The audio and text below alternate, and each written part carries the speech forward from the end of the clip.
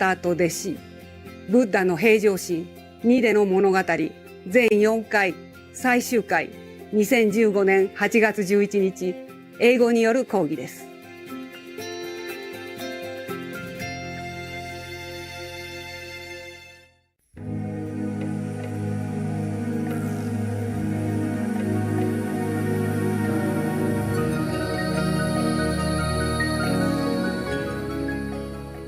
Before entering that forest, they call it garden, but it's very big and a big tree and all that. It's a forest.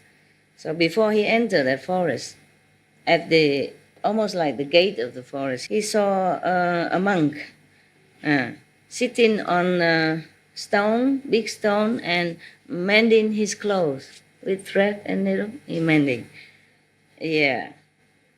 And then on the floor, at his feet, at the feet of this monk, there were 700 heavenly beings offering him flowers and prostrate to him, and then also circumambulate him. Yeah. Then the king nearing him. At least the king has some wisdom eye open that he can see the heavenly beings. If Anand was there, he would say, "Thus I have heard." Thus I have heard the king say this, the king say that. But he would see nothing. The Anand has been with the Buddha in countless of assembly, where everybody was taken to Sita heaven or Taoli heaven, everywhere. Everybody come back and enjoy while there and come back and talk, but Anand always sit there blind, deaf, dumb. And then thus I have heard. At least his ear, not deaf, meaning deaf to heavenly music and whatever they talk in heaven at that time, together with the Buddha, astral being, body or heavenly body. He know nothing. Always thus I have heard. But thank God he heard something, yeah, and remember, yeah. So the king came near to the monk who was sitting on the stone and mending his tattered clothes. Pray to a noble being, mean to the monk. Yeah, I would like to come in to pay obeisance to the Buddha. Could you please come in and inform the Buddha first? So the monk say, yes, I will do that. And then he run inside, and then he just went through the stone and went inside. He don't jump down because it's very high, so he went through the stone. He go inside the stone and came out like a gate, and came inside to come inside and tell the Buddha, prostrate to you, the world honor one. The king Batinak outside at the gate, at the edge of the forest, want to come see you. So the Buddha say, okay, you use your magical power, your practicing power to go out and say first, and okay, I let him come in. So Nide came out from the stone again.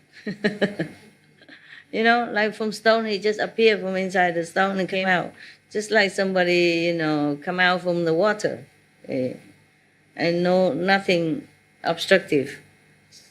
So he came out and say, Your Majesty, I have already informed Buddha, please come in. Yes. So the Bhatunak, the king, was thinking to himself, the thing I want to ask, I probably just let it be. I will ask the Buddha, who is this bhikkhu? Then why has he so much power like this? And then many heavenly beings even come down and make offering to him and pay respect to him so much like that. So when he came in to see the Buddha, he prostrated in front of the Buddha. And then, circumambulate 3 times, and then stay in one side and ask the Buddha. I prostrate to the Buddha, but doesn't mean he prostrate. It just is written like that, meaning, praise be the Buddha. I pray to the Buddha. Please tell me, outside there is a bhikkhu. He is so powerful. He go through the stone just like people go through the water. And the stone is still intact, nothing broken. What is his name? Where does he come from? Can you tell me? Yeah. Perhaps he just saw the manifestation body, the divided body of the bhikkhu. Buddha already knew that the king is coming. So he probably made all this happen. Not necessarily that the real physical monk needed was there. Yeah. So the Buddha said, oh, he is just the lowliest person in this country. Yeah. In your country. Yeah. He's needed. Every day he take the pool out and bring it outside and clean the bucket and all that. Yeah. I feel sorry for him, so I let him be a monk to study with me. And it's nothing much. Just not very long now, he's already become arhat. He's nothing really worth mentioning. Yeah. I know today you came here because you wanted to ask about this. Is that right? So after the Buddha said that, he feel zip, so ashamed, don't know what to say. The king don't know what to say. And then all his arrogance is dropped off on the floor. Yeah. Because seeing him thus, the Buddha said to him, everyone, every person in the world, doesn't matter if he's noble or lowly, rich or poor, all of that is because of the karma in the past. You saw the good karma or wicked karma. The person who are very humane and moral, humble, respect the superior and tolerant the lower, subordinate, these are noble. He mean all this, nobility lineage, rich and all that is not really a noble lineage. The person who is such and such is really from noble lineage. Really can be called noble person, aristocrat. Yeah, okay. Anyone who is, wicked and violent, stubborn, rude, impolite, or very arrogant, doesn't know which is right, which is wrong, that is the lowly person. Stupid, idiot, okay? So, the Buddha was teaching the king, yeah? Teaching the king. Noble or not is not from the rank on this planet, yeah? Even if you're king, but you're not moral, you're not humble, you're not learned in spiritual practice, you're not high level in spiritual level, then you're nothing. So the king said, pray to the Buddha. You are the great saint coming down here to help us. You save everyone, even the lowest person. You never deny anyone at all. If that person has a good affinity, good merit. So could you please tell us what is the reason that he has to be born in such a lowly family, lowly class, and then what merit did he earn to meet you and even become a monk and even, attain high level? Please be merciful and teach us. Yeah. Your Majesty, listen. I will tell you. And then the king said, please tell us. And the Buddha said, this is a long, long time, past life. Yeah. At the time of Kajip Buddha, after he nirvana, after he went to nirvana, after he left this physical planet. There were 100,000 monks living together in one of the pine forests. One day, the chief monk of that assembly, who owns a forest, a pine forest, where other 100,000 monks stay, he had a problem with his stomach. He had to take some laxative, okay? Yeah. Because he thought, I'm the owner, I'm a higher position. So he didn't want to go to the toilet, the public toilet, or the toilet that's made. He bought a big pitch, a big bucket, silver, and outside lacquer with gold. Whoa.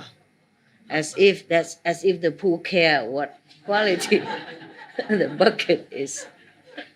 Does the pool care? No, huh? Uh-huh. Yeah, but you're laughing. You are laughing. But some people are like that. Even nowadays, we are also sometimes, it's so funny how we do it. Like the toilet paper, okay, for example. It's so much chemical in it, poisoning the stream and the water already. And still have to print flower on it and perfume the toilet rolls. For some royal S. Do you understand me? Yes. You know what, right? For some royal what, yeah? I wonder if the toilet seat ever care whether the toilet paper is printed with flower or perfume or not. You think the toilet seat would care? No. Or the toilet, or the septic tank or whatever would care that the toilet paper is printed with flower or perfume? Yes or no? Yeah, it's ridiculous. Oh, sorry, I don't mean to offend, but it's really too far and too much. Not only we contaminate enough with the bleaching and everything already, the toilet has to be so white and a different kind of color flower on it, and saying some word on it as if the toilet water can read. Some good word, whatever word printed on it. Flower and word on the toilet paper. When you go to the toilet, do you read the toilet paper yourself? Or is that for the toilet seat to see what kind of noble toilet paper you have? Okay. Now this guy, though being a monk, yeah, but you see different level, huh? You can't just say 100,000 of them there are all good. So this one he owns the forest, and he let all the monks stay there, and this is very good, charitable, very good, worthy. So praise. But he still have this, ego. So he bought this silver bucket, black plate, gold plate, gold lacquer outside, silver, gold. And then he did his toilet in there. And then he asked one of the disciples, to take it outside. Yeah, to throw it out every day. But he didn't know this disciple monk had already attained some high level of practice. Yeah. So he shouldn't make him do this. That's what he meant. This person already deserves respect from heaven and men already. So this person, the owner of the forest, had not attained that high level or even higher than him. So this is a very terrible thing, like offense, abuse of the Sangha, abuse of the Buddha and the saint. Remember the story? The Earth-star Bodhisattva? Yeah. Also many of the other things before. Therefore, because this monk, the owner of the forest, had no humility, yes, not enlightened enough to see who is low, who is high. Not according to class or position, but according to the inner realization. He didn't know. So he treated him like that. He relied on his position and power. And just to take care of the Sangha and have the forest like that and relying on this position, abusing other people, make it work for him like that. And make that saint. He's a saint already. The disciple is a saint. make a saint to do this kind of lowly job for you because you're lazy and because you are arrogant, haughty, thinking that you're the boss there. Because of that reason, he had to be recycling himself in transmigration. And every time he's born as a human, he had to be born as a lowly class like that. In 500 lifetime, he must do this job. Just for one lifetime. And even that one lifetime, maybe just 20, 30 years, because when he's already the senior monk and, take care of the whole monk, then he's already maybe 50, 60 already. So he probably die, before 100. So 34 years only to ask a disciple to do this, to throw out the poo for him, when he could go to the toilet himself. Understand me? Yeah. Therefore, 500 years, talking about unfairness last night. Only for, maximum 50 years he asked a disciple to do that. Now he have to pay 500 years. How many times more? 10 times? Yeah. 500 years he had to be born in this lowly class and do this job like this job. Taking the poo out and clean the bucket, return to earn money. Yeah. Up to today. Never stop. Until today. Until this lifetime. Before meeting the Buddha. But because he had also the merit of renunciation, he was a monk, and he kept the precepts, perfect. Therefore, today he has a chance to meet me, and I can save him. Your Majesty should know, the owner of the pine forest in that lifetime is Bichu Nide today. Yeah. So even though you do good thing, but you do bad thing, you still have to pay for bad thing and earn good thing. Sometimes you earn the good thing first, good for you. Sometimes you pay the bad karma first, bad for you.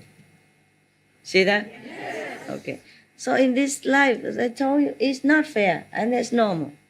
Normal for this world is like that. This is a world of unfairness. Yeah. It's fair, but it's too fair and too unfair. So you have to just walk the line, strict like this, cannot even look anywhere. Keep the precept. Perfect. Because even though you practice with me, but if you do bad things, you still need to pay for it. Maybe lesser than if you are not practicing, but still you must pay, either here or after life. And depends on how grave you might even go to hell just to clean up that first, okay? But I have to remind you, even if you have to go to hell, please remember the 5 names. Remember your master. If you call, then you'll be saved immediately. But I'm worried at that time, you don't have enough energy to think. You're so pained, so harassed, so molested, so punished that you could not even think. That is the only problem. So during this lifetime, better to keep your moral standard intact. Keep your precept, okay? And practice remembering Master, remember the 5 names. So that in the time of trouble, emergency, you will habitually remember that. Understand? Then you can be saved. You must save yourself then, in that situation, okay? Because in some situation, the Master can come to save you. Some situation so grave, you have to do it yourself. You have to call on the Master for help, okay?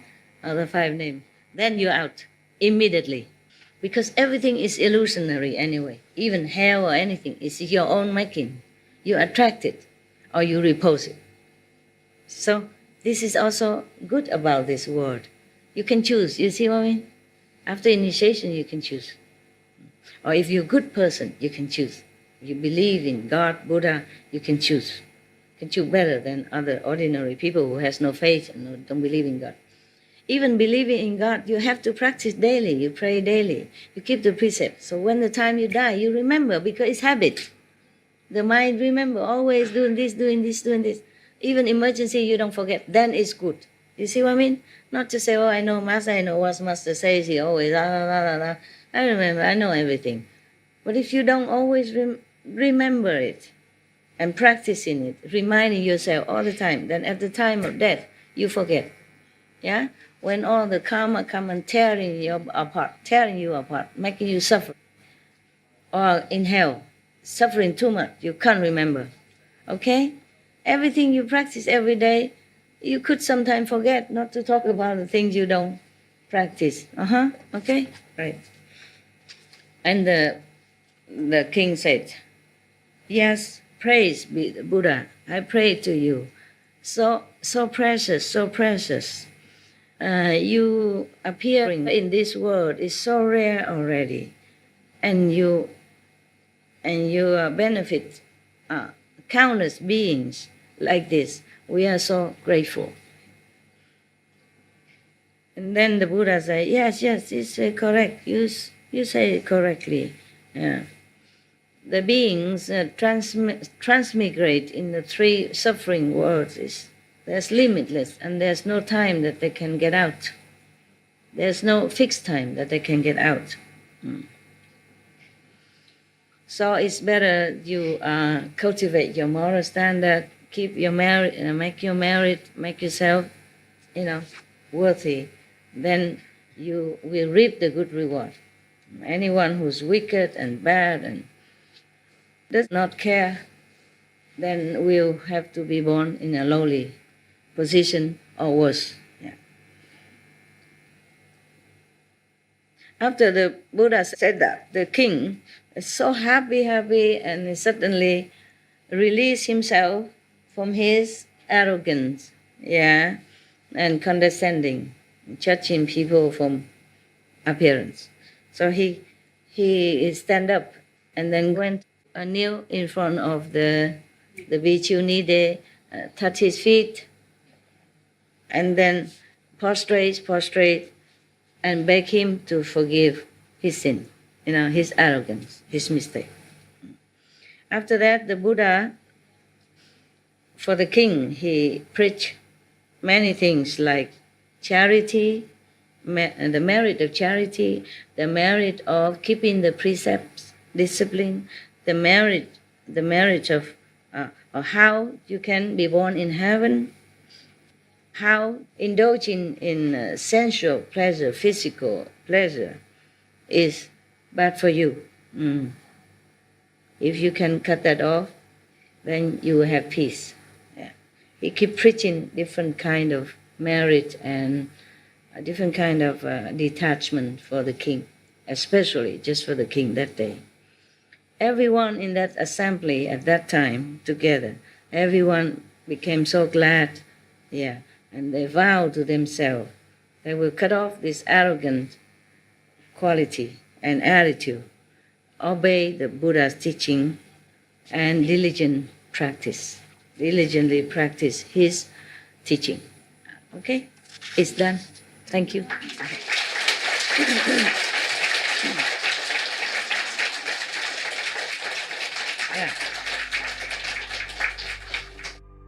We should really thank the past masters, monks and nuns and scholars who have taken time to record what the Buddha is teaching after the master's nirvana, and also for the past and present persons, lay or monks or nuns who have really dedicated themselves, sacrificed their time and precious health or under any difficult situation to translate this so that I can read it to you. We have to thank them.